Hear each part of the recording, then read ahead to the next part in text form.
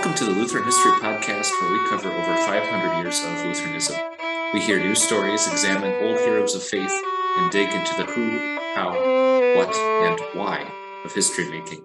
So whether you are a Lutheran seeking to understand your faith's rich roots, a history lover, or a person looking for stories of trials, tragedies, and triumphs, you'll find what you're looking for right here. Today's guest needs no introduction for our regular listeners. Today we welcome back Pastor Nathaniel Biebert. First, we'll ask, are there any updates to your bio that you might want to give us for our regular listeners? I assume you mean my own bio? Yes, you are a biographer in many ways, but yes, your own personal information. Yeah, so I did recently receive and accept a call to a different place of service. So you notice the wall behind me doesn't have the usual pictures on it. Some of my books are disappearing as I pack here, getting ready to move toward the end of this month and move up from Texas to South Central South Dakota. So looking forward to serving the people up in Winter, South Dakota. All right. Well, God's blessings as you both move and begin to serve a new call. So thank you for joining us again. This is, by my count, the fourth time you've been on the Lutheran History Podcast. So I'm very grateful that you have an interest in sharing your research and history with us. But this also marks our second installment of a mini series that you suggested of details less often told about the life of Martin Luther. So many of us are familiar with the major events of his life. Last time we looked at Luther at the Diet of Worms and his famous refusal to recant, take back what he had said, and especially what he had written about the need to reform the church. So last time we left his story at the point where he pretty much knew that he was going to be condemned by the emperor, made an outlaw, and most likely suffer some consequences. But we kind of broke off before any action was actually taken against him. So let's pick up the narrative here and just to give us that kind of understanding of the situation already in the city of Worms. What did Luther's prince, Frederick the Wise, feel about Luther's predicament, and what issues did he have to consider in his response? Yeah, so Elector Frederick the Wise had sort of a twofold thing to wrestle with. On the one hand, he was an admirer of Luther. He seems to have appreciated Luther's scholarship and his backbone and his efforts at reforming the church. So he would have not been happy if Luther's life had been taken under his watch, so to speak. He did fear for Luther's life in the wake of Worms. But on the other hand, he also didn't want to get into any trouble with the Holy Roman Emperor, didn't want to be on his bad side, which could also then have ramifications for the citizens of his territories too, whom he was also concerned about. So that was kind of the balancing act that he was wrestling with toward the end of Luther's time at Worms. Yeah, and I think you pointed out that he was a man of conscience too. If he was going to maybe be deceptive, he didn't want to be actually lying either at the same time. Yeah. So yeah, getting into then the topic that we're talking about, he did conceive of the idea of hiding Luther away for a while to kind of remedy that, and just kind of, I guess he just kind of hoped that buying some time would help the political situation to maybe die down or reach a different point where he could bring Luther back out of hiding then, and he could continue his work. But yeah, he wanted to hide Luther away for the time being. And so he asked, as you alluded to, he asked two of his knights, Philip von Feilich and Friedrich von Thun, to basically come up with the details of the plan, but not tell him where they were actually going to hide Luther away, so that if he was asked on oath, what happened to Luther, he could honestly say, I have no idea where Luther is, and would not be lying. So yeah, he did have a conscience and shrewd as snake's nature, so to speak, to make sure that he wouldn't have to lie. Yeah. So he develops this plan to, maybe just, you could put it this way, right? He put Luther in protective custody, but he didn't announce that he was putting him in protective custody. He wanted to keep Luther safe, but not be known that he was keeping Luther safe. So that's that one of the balances he had to find. So as a grade schooler, middle schooler, I kind of learned history through movies, which is not a good way to learn facts always. But I think the impressions that they make kind of turn people into history lovers, and then you end up actually reading and discovering the real facts. So what I'm thinking of, perhaps many people picked up on already, I'm thinking of the famous 2003 Luther movie. And it shows all the drama of Luther's life, kind of front heavy in his biography, but it shows his act of being captured, and he looks scared to death when it actually happens, at least in my remembering of how the movie shows it. But was Luther really ignorant of this whole plan that Frederick had instigated? No, he was not. How many of the finer details he knew, we don't know. But on Thursday, April 26th, which was the last night, Thursday, April 26, 1521, we should set the year background for this. That was the last night that Luther was in Worms, and he had already been warned by the Holy Roman Emperor's secretary at Worms. The Archbishop of Trier, I believe, or the Archbishop of Trier's secretary, who was serving as the emperor's spokesman, that he had 21 days, that the emperor was going to take action against him, and he had 21 days to return home of safe travel, once again, just like he had to get to Worms at the beginning. And so that night then, after, as you mentioned, Elector Frederick the Wise had instigated the plan, Friedrich von Thun and Philip von Feilich came up with the plan, maybe with the help of a few other people in the electoral Saxon court, and those two and a few other men and George Spalatin, the elector's secretary, came and had a private meeting with Luther in his room and told him of the elector's plan, and presumably told him at least some of the details of the plan, so that he would have a rough idea at what point of the journey he was going to be taken captive. He also shared the information. Nicholas von Amsdorf does not appear to have been in the room at the time, but it does appear that Luther shared that information with him before they headed out from Worms the following day. And then also 3 days later, after he had already actually headed out from Worms, he also wrote a letter to his friend, the artist Lucas Cranach, back in Wittenberg, and said, I am submitting to being put away for a while, though as of now, I do not yet know where. Now, we don't know if he was just saying that to protect Lucas Cranach so that Lucas Cranach wouldn't know where, or if that detail had honestly been hidden from Luther. But Luther does seem to, he knew about the plan in general, and he does seem to have known, at least in rough terms, where it was going to happen. So what did he think about that plan? Didn't really have he wasn't really being asked, but more being told is the impression I get.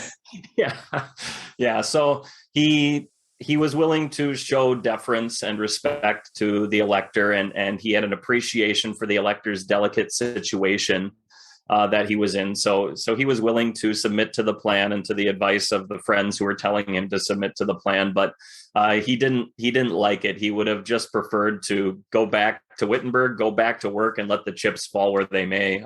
He even said explicitly, mentioned by name, the fact that he would have preferred to be put to death by Duke George, who was the elector's cousin, who was the ruler of ducal Saxony rather than electoral Saxony, and was not a fan of Luther at all. So he said, I would much rather be persecuted and even put to death by Duke George as a result of what's happened here at Worms, rather than kind of basically act like I'm scared and go into hiding. But again, he had enough respect for the elector and for the friends that were involved on the plan, like George Spalatin, to submit to their plan. Yeah, it seems like maybe he was a little sensitive to the optics of he made a statement for his faith, but now he's terrified for actually standing up for his faith is probably something that he had to consider. Now, one of the other things that seemed to have complicated this plan of being accidentally on purpose kidnapped were all the other people who were there with him. So can you tell us a bit about this entourage and even how it changed across his journey? Yeah, so when Luther headed out on April 27th rather early in the morning,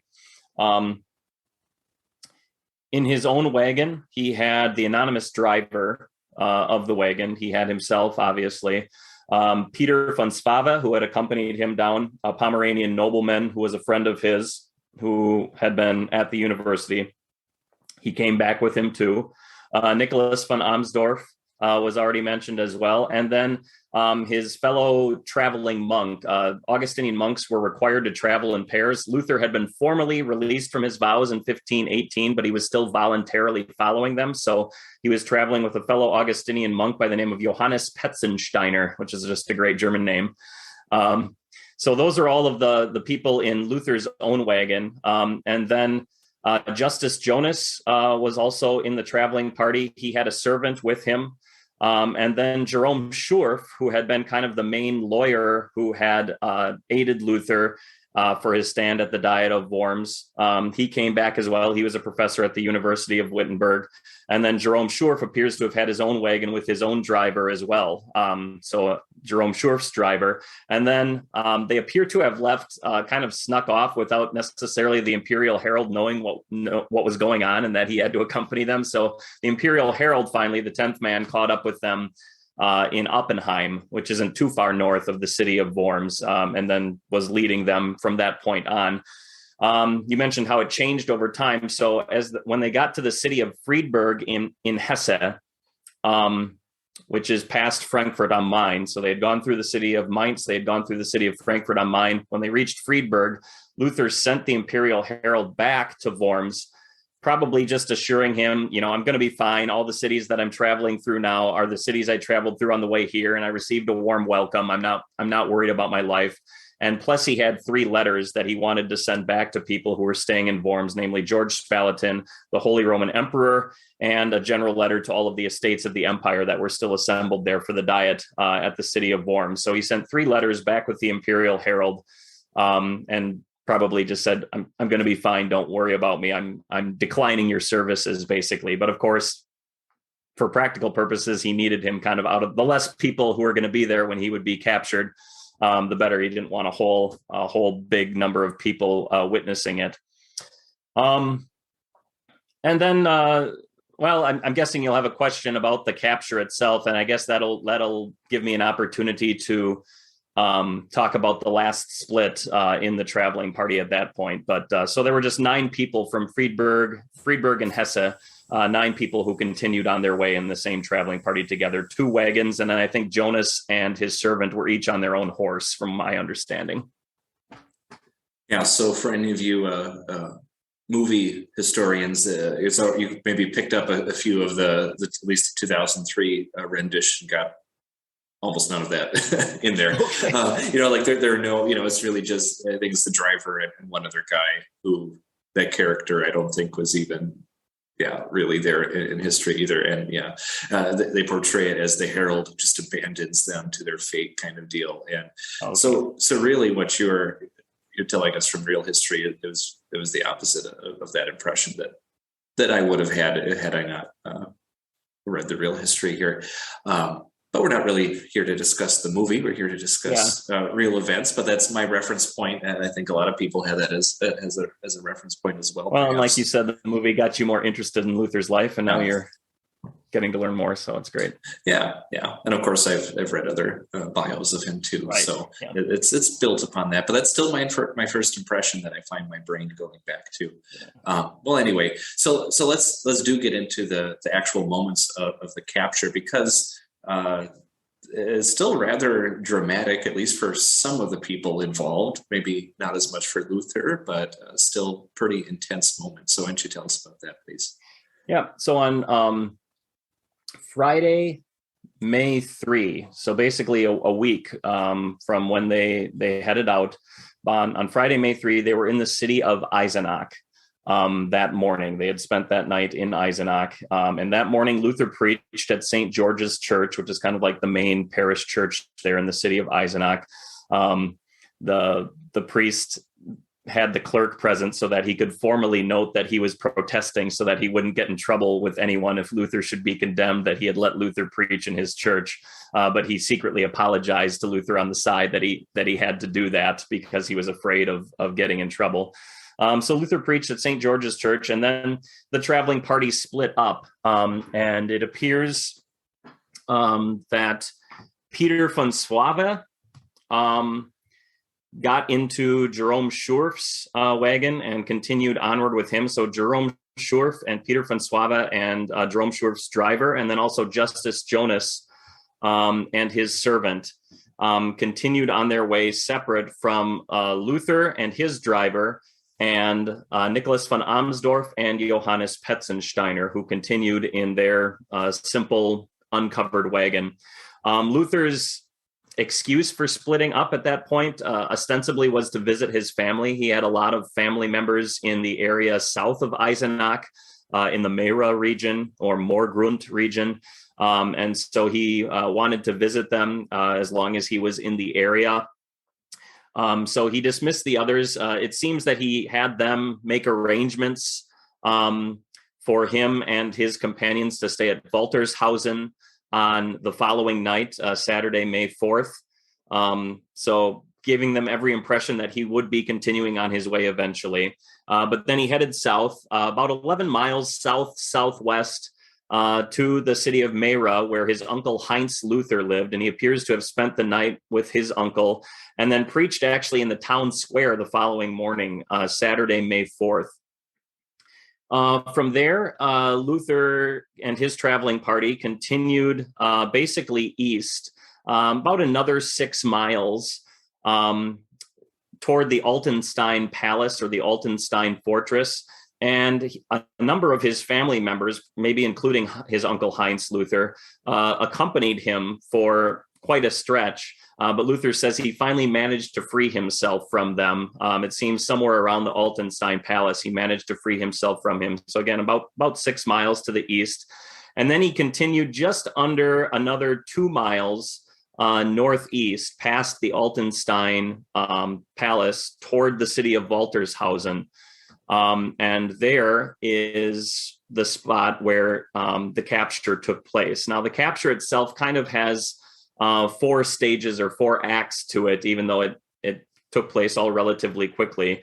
There was the approach, there was the interrogation of the driver, the interrogation of the passengers, and then the actual capture itself. So the approach, they're about almost 2 miles northeast of Altenstein Palace. And suddenly a knight whisks forward out of the woods ahead of them, followed very closely on his heels by a squire, and who was also riding on a horse, a squire of some sort. And they start approaching the wagon. Now, it appears that Johannes Petzensteiner, who remember was ignorant of these plans, Amsdorf knew about the general details of it, but Petzensteiner was completely ignorant of what was going to happen.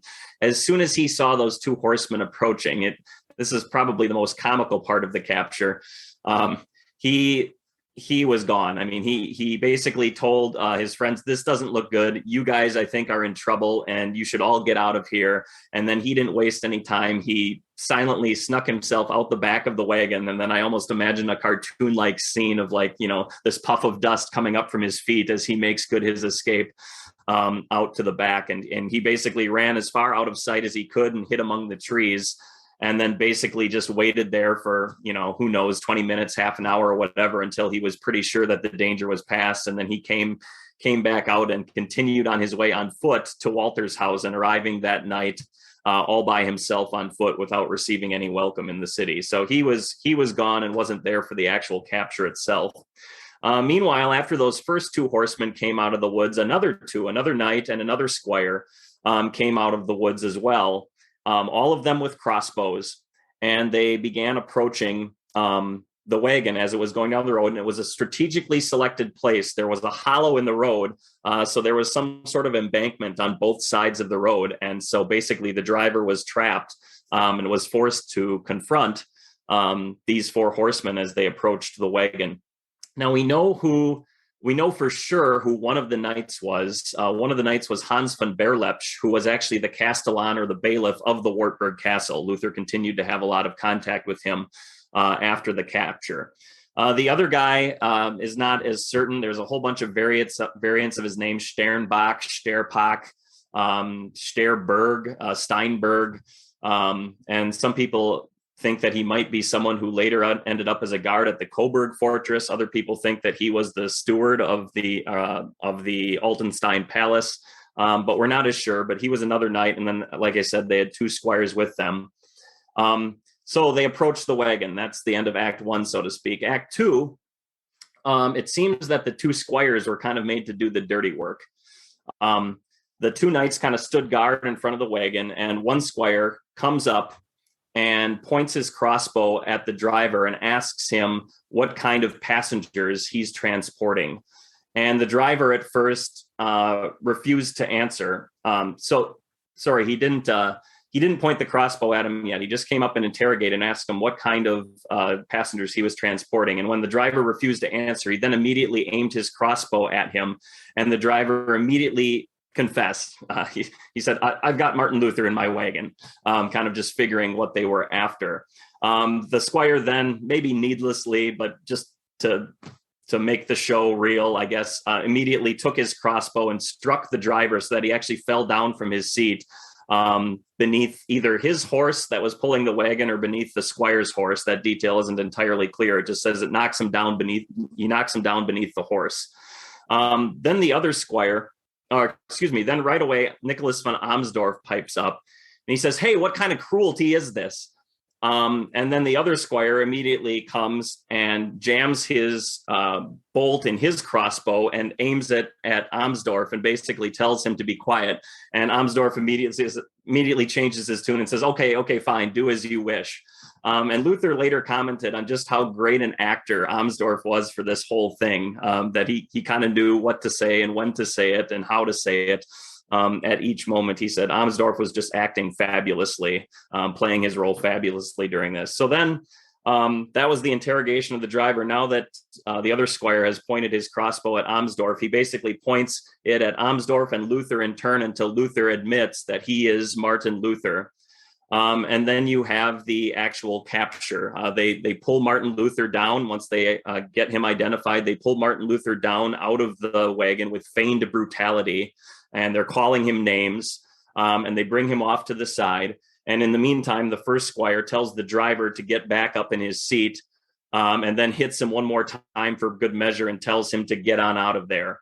And so then the driver drives off with the horse and the wagon, with Nicholas von Amsdorf still in the wagon, and they get out of Dodge. They get out of sight.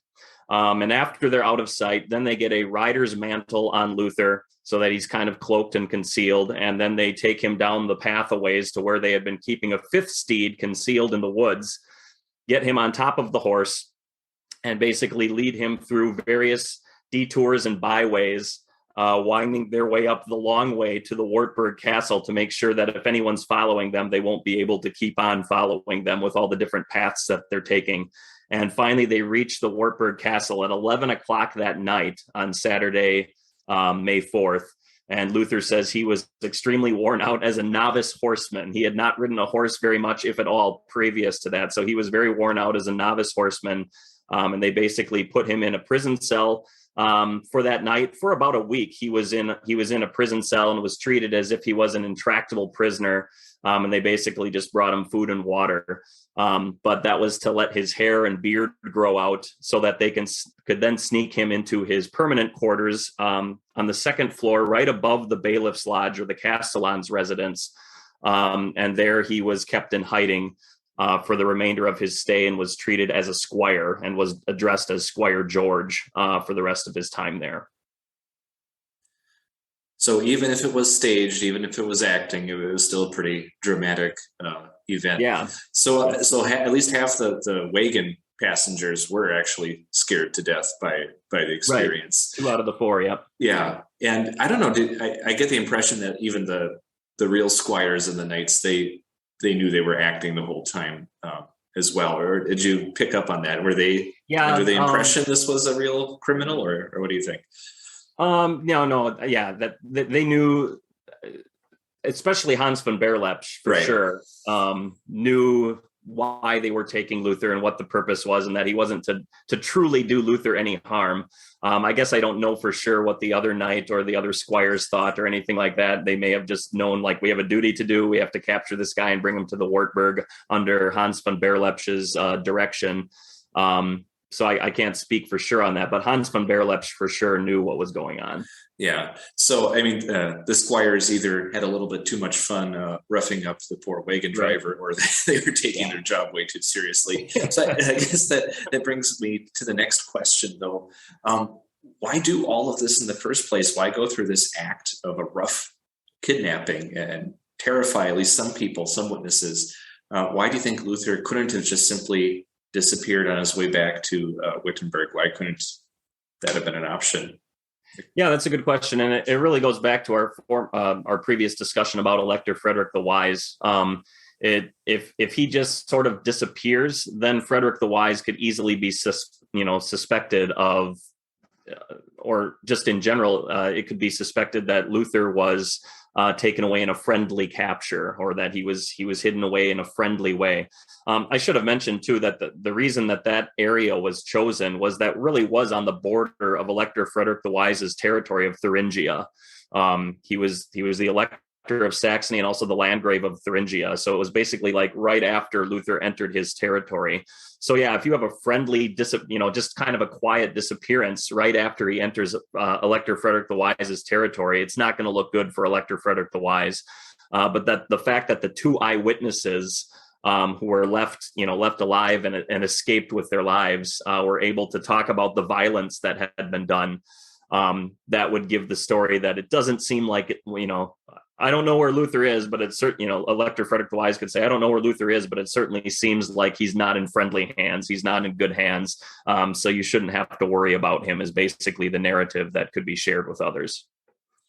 Yeah, that makes a lot of sense. So can you tell us a little bit about some of the reactions to Luther's capture? Yeah, so Spalatin himself says that the news reached Worms just a few days later. And there were all sorts of opinions going around about what had happened. Many people thinking Luther was dead. Many others just not sure. There was actually a lamentation for Luther the captive, composed in 4 parts, that appeared from some anonymous composer, basically saying, "Woe, woe, that Luther has been taken captive. Woe for us," and asking the captor to basically be merciful and to spare his life, whoever he might be. Interestingly, I think it was a little less than 2 weeks later, Albrecht Dürer, the famous woodcut artist, received the news in the city of Antwerp, Belgium, and wrote in his diary, had a big pouring out of emotion in his diary, basically saying, who's going to teach us the gospel, so clearly anymore if Luther is dead. And he didn't know for sure if Luther was dead, but he didn't really have high hopes that he was going to be alive for much longer if he was alive. So he's basically said, who's going to teach us the gospel so clearly? Think of what he might have written in another 10 or 20 years if he had the time. Basically, he called upon his fellow humans to join him in mourning this godly intellectual man and to ask God to send them another enlightened man to teach them the gospel. So there was a lot of emotion from a lot of different people when they found out that Luther had been captured. Yeah, that kind of, you feel sorry for the people who had that lost hope. But yeah, it turns out their prayer had been answered already in advance, that he was still safe. So I think we can maybe divide the next conversation into 2 parts. First, can you tell us what should everyone really know, or maybe already do know, about Luther's time at the Wartburg? What are the major takeaways? Yeah, so as far as things that people tend to know if they're familiar with Luther's life, Luther spent roughly a year at the Wartburg, May 4th, 1521 to March 1st, 1522 was the time that he spent at the Wartburg. And I think what people are generally aware of is that he wrote a lot during that time. He wrote a lot of letters, always making sure to be very kind of nondescript about where he was being, where he was and where he was being held captive and things like that, and taking other precautions as well. But he wrote a lot of letters to his friends. He also wrote a lot of other works that appeared on the scene. So the secret that Luther wasn't dead didn't remain a secret for super long, but people just didn't know where he was.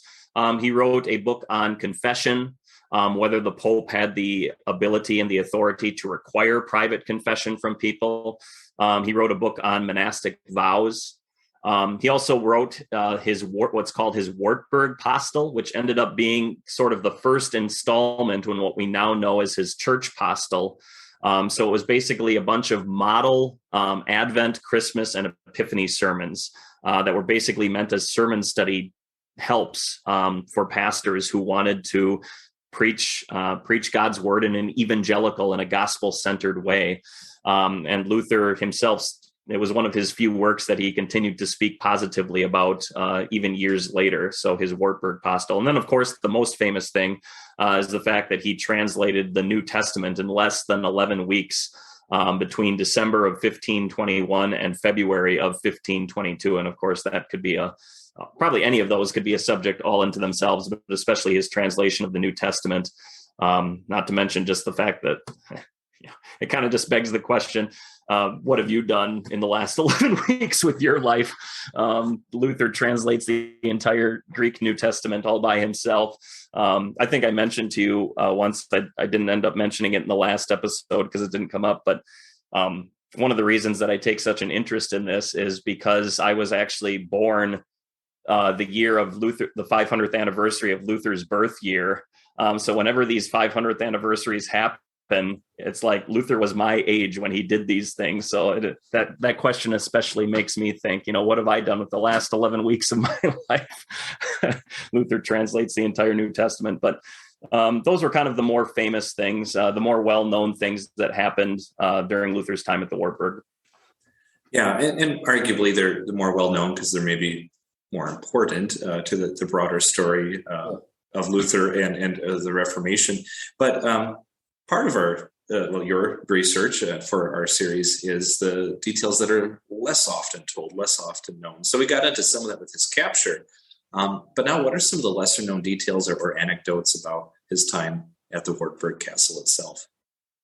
Yeah, and we could subdivide that into two chapters as well. First of all, we can go into his sort of his time spent outside of the castle, maybe is the broad way to put it, which includes a lot of what I'll call his shenanigans as well. Basically, since Luther was so isolated in his room, especially in the early months of his stay there, and devoted just a lot of time to his studies, to reading and to writing, and things like that, and it wasn't good for his health. For one, just to mention one thing, he suffered a lot from constipation at the castle, but there were other health things too. So his friends advised him that he should go out, go on walks, get some fresh air, participate in outdoor activities. So he would go out and he would collect strawberries on the Wartburg Castle Hill. He participated in at least one hunt with some other knights and squires. Luther didn't particularly like hunting himself, especially for the smaller animals. He kind of thought that in that case, hunters were kind of playing the role of the devil, preying on the weak and the innocent and so to speak like that. But he didn't mind as much the hunting for like boars and other, wild, more fierce and larger animals, because he kind of compared those animals more to the devil. So it was kind of, he always seemed to view everything as kind of a metaphor. And view that in that light. But then he also, he was eventually given a discreet gentleman servant who was also a horseman. And basically he would go around visiting different places, and this discreet horseman was willing to play the game with him, so to speak. And he would go around visiting different places and would even talk to people about Martin Luther and the Reformation movement without them knowing that they were talking to the great reformer himself. And Luther seems to have taken some delight, found some joy in those conversations. And he also appreciated the advice of the servant, because the servant would tell him some practical advice, things like don't leave your sword laying anywhere. Don't go leafing through the books immediately upon entering the library of someone, because then someone might mistake you for a writer and that might compromise your identity. And things like that. But he would have the servant go ahead to different monasteries and other places and arrange dinner parties for him, and he would basically show up to those dinner parties as a nobleman, and enjoy some good food, enjoy some conversation, and again talk about spiritual things too, and about this religious movement. So we know that he conversed with some Franciscan monks on at least one occasion. On another occasion, it seems that he was at the Benedictine Abbey of Reinhardsbrunn when actually a lay brother seems to have recognized him and pointed out to another monk, "That's Martin Luther," and his servant actually overheard that. And so he kind of put on an act and said, "Oh, Squire, don't you remember we had to be at a nobleman's house tonight? If we hurry and leave now, we can still make it." And Luther kind of gave him a puzzled look. So he whispered to Luther and told him he had just overheard someone say that they had recognized him. And so they rode off and made good their escape, so to speak. Another time he was at the Blackthorn Inn in Erfurt and spent the night in that inn. And it was a somewhat common practice back then that you might have to share a bed with another person who was staying at the inn. And he ended up sharing a bed with a provost. We're not told where the provost was serving, but the provost would pray the rosary and would get out his beads as he did so. And Luther basically confronted him once and said, "Don't you have anything better to do than prattle on with those beads?" And the provost got very mad and said, "I think that you must also be one of those Lutheran scumbags who despise all good Christian ritual." So Luther, I'm sure, got a little bit of a chuckle out of that too, that someone would call him, the leader of this Lutheran movement, one of those Lutheran scumbags. So yeah, that was kind of his time spent outside of the castle, which doesn't seem to be as much known for his time at the Wartburg. And then there is what I call the darker side of his time at the Wartburg, which really has to do with his alleged experiences and encounters with the devil and his demons. And I say alleged simply to cover my bases. It's very possible that in some cases it may have just been Luther's very active mind playing tricks on him, or maybe, late night hours and not being able to see things clearly, or whatever the case might be. But I don't mean to suggest that all of Luther's stories are false and that there's a perfectly logical explanation for all of them. I mean, we know from the Bible that the devil and his demons are real. And there are plenty of very intelligent people still today who can tell you about interactions with demons, about exorcisms that certain people have done, things like that. When you think about the critical role that Luther played at this time, in a very critical movement, it would certainly make sense that the devil and his demons would try to plague him and make life miserable for him and basically try to scare him off. So this darker side, Luther's encounters with demons, those can kind of be divided up to the two stories he told that most impressed his friends and his hearers were the dog stories, the black dog stories. And we actually have accounts, one from his table talk and another from one of his friends' recollections as far as the details for both of those dog stories. So the way the Luther room was laid out at the time, we're not exactly sure what it looked like, but basically there was kind of the main room / study. And there appears to have been an adjoining room that was his bedroom. And we're not exactly sure where that was. It seems to have been on the northern side of his room at the time. Nowadays, there's just the Luther room. And there's a little adjoining closet in one part, but that does not seem to have been there at the time. And it doesn't seem to be large enough to house his bed. So, but anyway, there was his main room and the bedroom.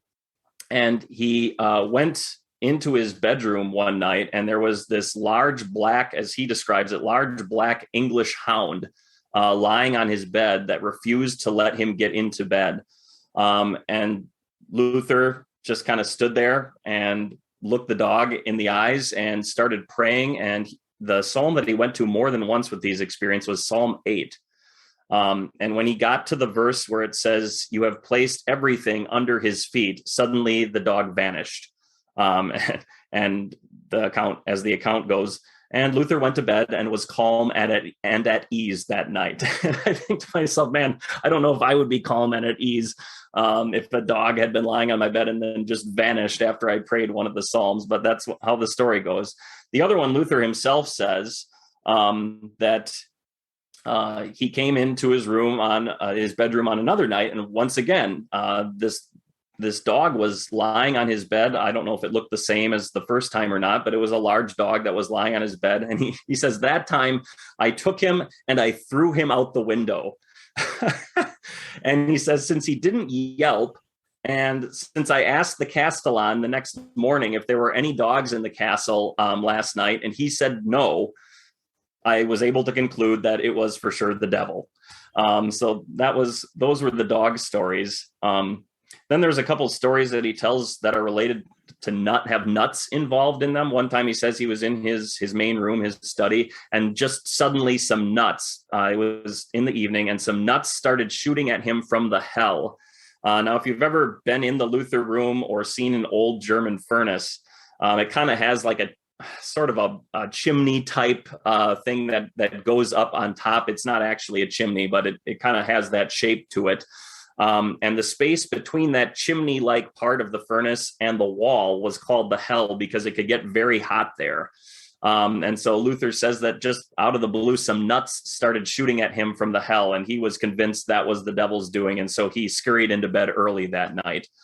And then he tells another story about how two page boys who waited on him and basically brought him his food and water every day had also bought him a sack of hazelnuts, and he had locked those away in a chest. And one night when he went to bed, he says when he passed over the chest as he was getting into bed, he said suddenly it went off and started up, and one nut after the other starts shooting against the rafters and knocking against my bed. But he says, I didn't do any investigating in that case. He just stayed under the covers, so to speak, and didn't do any investigating. But then that same night, after he had slept for a little bit, he was woken up because it sounded like someone was throwing a bunch of barrels down the stairs, which was just outside of his room. And he said that he would have also preferred to ignore, but the noise was so great, and he knew that every night the castellan locked the stairway barred them with chains and irons so that no one could go up or down the stairs. And basically his curiosity got the better of him. And so he finally went out of his bedroom, went outside his room, and went to the stairwell. And sure enough, the stairway was blocked with chains and irons, and there was nothing there. So he basically just shouted out, if it's you, so be it. Basically talking to the devil. And in a lot of these stories, he usually ends up praying at least some verses of Psalm 8. That's the verse that comes up, I think, at least 3 times in his stories that he goes to again and again when he addresses the devil or when he says his prayers or whatever, that God is mine, the one who created humans, and all things are under his feet. And so if you have power over that, go ahead and try it, was one of the things he said. So, and interestingly, I didn't include this in the paper that I gave, but later on, the castellan's wife actually came to visit as well. And she really wanted to meet Luther. She had caught wind that Luther was in the castle, but Luther says it couldn't be arranged. So they moved Luther to a different room for the time being. And since his room was right above the castellan's room, and since the castellan's room didn't have room for both him and his wife, they put his wife up in his room. And his wife reported to the castellan, to her husband, the following morning that she basically didn't get a wink of sleep that night because there was such a racket in the room throughout the night that she thought there must be 1,000 demons in there. So even other people besides Luther seemed to acknowledge that there was just something weird that was going on surrounding the Luther room at the Wartburg Castle. So that just kind of gives you an idea of both the darker side of Luther's stay there, but also how he dealt with that, and dealt with it usually pretty confidently on the basis of God's word. Yeah, he seemed to have a kind of throw dogs first and then ask questions later approach. So, yeah, I guess he didn't want to wake the bailiff up, but I maybe would have asked, hey, are there dogs? Oh, okay, then I'll throw him out versus, oh. Throw out first. Yeah, is that your pet that I just... Yeah. defenestrated there. Yeah. Interesting. Yeah. Well, and like you said, I think my big takeaway from that is, it does make sense. If any place in the whole world, the devil would want to cause disruption or despair, it would be the guy who's leading people back to the gospel and also making the Bible itself readily available. And to more people. And it's a perfect time to do it when he's so isolated too, right? Luther himself would often note later that the devil loves to attack us when we're alone. Yeah, so maybe that's why that first part of your details less often told was important, right? He did need to get out and be with other people to not be so isolated. So I guess finally, in your opinion, what do you think is the lasting legacy of Luther's capture and his time at the Wartburg Castle? So on a purely historical level, I mean, it just adds to Luther's legend. It makes him, I mean, we already have this fascinating thing that happened to him at the Diet of Worms, and then that's immediately followed in the very next chapter of his life by this fascinating capture and his time at the Wartburg. It really just kind of seals him as one of the most interesting historical figures in Western history. But of course, to us as Christians and especially as Lutherans, it's much more than that. It emphasizes for us both the devil's schemes and the enemies of the church and their schemes and what they would like to do, and the much more powerful and protecting hand of God, and how he works out events, in this case, works it out so that it's not going to be the end of Luther's life yet. He keeps him safe for the time being and allows him to continue his work, to continue his Reformation movement, and to continue to play a very critical role and a crucial role in it.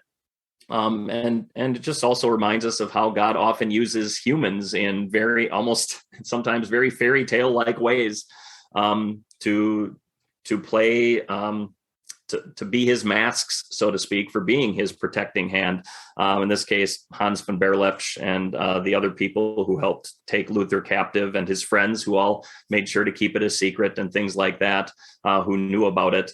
The way that God uses our fellow human beings to do that, and other circumstances to do that, to keep us safe and to exercise his providence and protection over us is really, truly amazing. Not to mention that we get then also some practical advice for if we do meet people or ourselves are encountering demons in a very personal way. There's some very practical advice that you can learn from this chapter of Luther's life as well. Yeah, well, thank you for sharing the fruits of your research with us today. Now I'm just kind of curious, as you did your research, you dug into, I see you looked at secondary as well as primary sources, as you usually do. Did anything surprise or excite you as you looked at this topic? Just the thing that surprised me the most, just because I had never heard of it before, was when Friedrich Myconius talked about when Luther shared some of the stories of things that happened to him at the Wartburg. I'm trying to remember what year it was. I'm almost sure it was the same year as the Smalcald articles. So 1536-ish. He ended up on the way back from Smalcald, staying in the city where Friedrich Myconius was serving. And there were a whole bunch of Luther's companions there. And so he was telling a whole bunch of stories while he was recovering from kidney stones and other ailments that were plaguing him at the time. And Friedrich Myconius, he said, was most impressed by the two stories, or the occasions that the devil appeared to Luther in the form of a dog on two different occasions. And I said, I don't know of either of those occasions. So then I was kind of excited when I was able to kind of dig a little deeper and actually find two different stories and the details about those two different stories. One in Matthias Ratzeberger's account. He was the electoral physician, and he was a good friend of Luther, and then one in Luther's own table talk. So that was kind of fun to actually get more details and get the rest of the story on those dog appearances. That was probably the most fun part of this research. Yeah, and I think I forgot to ask, what did you make of this is, of all the lesser known details, this is probably the most known one, the legend of him throwing the inkwell at the devil, right? And I've been to the Wartburg too, and as you pointed out in your paper, if you go to see the Luther room today, you can see part of the wall is just destroyed Yeah. Not by Luther, not by the devil, but by hundreds of years of hordes of tourists saying, hey, I'm going to take a little souvenir off the wall. And supposedly, they were taking the stain from the ink pot that was on the wall. So did you uncover anything about that? Do you have any thoughts on that you want to share? Yeah, I definitely tried to dig into that because I was curious about that too, where exactly that originated from. Everyone is agreed on, and I myself didn't find anything about it, so I'm inclined to agree with them that it doesn't appear in any primary sources, that there's no evidence for it whatsoever. There was more than one article I read that said that it just said in a general way that the tradition of the ink spot being related to Luther dates back to 1650, but no one cited a source on that. The earliest actual source that I myself did find was an encyclopedia resource. I believe it started to be published in the early 1700s, but they didn't get to the W, which has the Wartburg, until like 1749 or something like that. And that was the earliest mention that I could find. And there, ironically, it said the opposite of what everyone else was saying. Namely, it said that the legend was that the devil threw ink at Luther, and rather than Luther throwing ink at the devil. So I thought that was kind of interesting that the earliest actual documented evidence that I could find of it was the opposite. So I don't know if that actually reflects the original tradition or if people twisted it over time or if the encyclopedia article just got it wrong. But yeah, supposedly for a number of years, there was a large blue ink spot on the wall in that part of the Luther room. And somehow this tradition got started and people started chipping away at the wall. And then it sounds like the curators didn't make it any better by, basically refreshing the ink spot every so often so that people would, oh, it's still there. Good. I can get a piece of this too, so to speak.